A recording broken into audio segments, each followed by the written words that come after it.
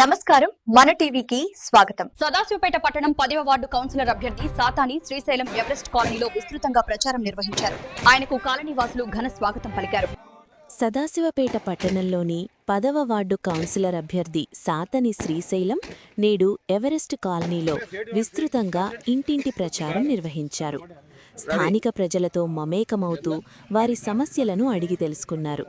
ఈ సందర్భంగా ఆయనకు కాలనీవాసులు ఘన స్వాగతం పలికారు. అనంతరం సాతని శ్రీశైలం మాట్లాడుతూ నగర్ కాలనీ 10వ వార్డు అభ్యర్థిగా నన్ను బలపరిచిర్రు. నాకు 2 టైంలు వాళ్ళు ఆశీర్వదించారు. నేను 2 సార్లు కౌన్సిలర్ ఎన్నికడం జరిగింది. ఇది నాది 3వసారి. నాకు అందరూ అధిక ఓట్లేసి మెజార్టీతో గెలిపిస్తారని కోరుకుంటున్నా.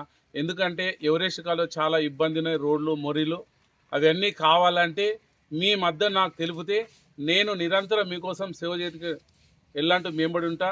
ఎందుకంటే నాకు ఈ పని అంటూ లేదు, మీరే మీ సేవకై నేను ఉన్నా కాబట్టి మీరు దీన్ని గమనించాలి. ఎవరో ఎలక్షన్లో వచ్చి ఎన్ని మాటలు చెప్తారు, ఎవరితో సాధ్యం కాదు. ఎందుకంటే మాటలకు చేతులకు చాలా తేడా ఉంటాయి. ఈ ఎవరెస్ట్ కాల నేను వచ్చిన కొత్తలో ఏమి లేకుండే, ఇప్పుడు వచ్చిన 1,40,00,000 నేనే రోడ్డు పెట్టిన.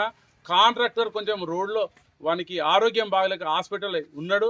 కాబట్టి ఏ పార్టీ లేదన్నా నిరంతరం పోరాడి ఆ పండు తెచ్చిన. కాబట్టి మీరు అందరూ గమనించాలి. మీకు తెలిసింది అంత గతంలో అవతల ఒక సింగర్ రోడ్ వేసిన, దాన్ని డాంబర్ రోడ్ ఉంటే నేను మళ్ళీ దాన్ని సీసీ రోడ్గా మార్చిన. కాబట్టి నాకు మంచి అవకాశం ఇస్తే మీకు 24 గంటలు సేవ చేయడానికి రెడీ ఉన్నా నేను. మరి ఈ మాటలు నా మనస్ఫూర్తిగా చెప్తున్నా.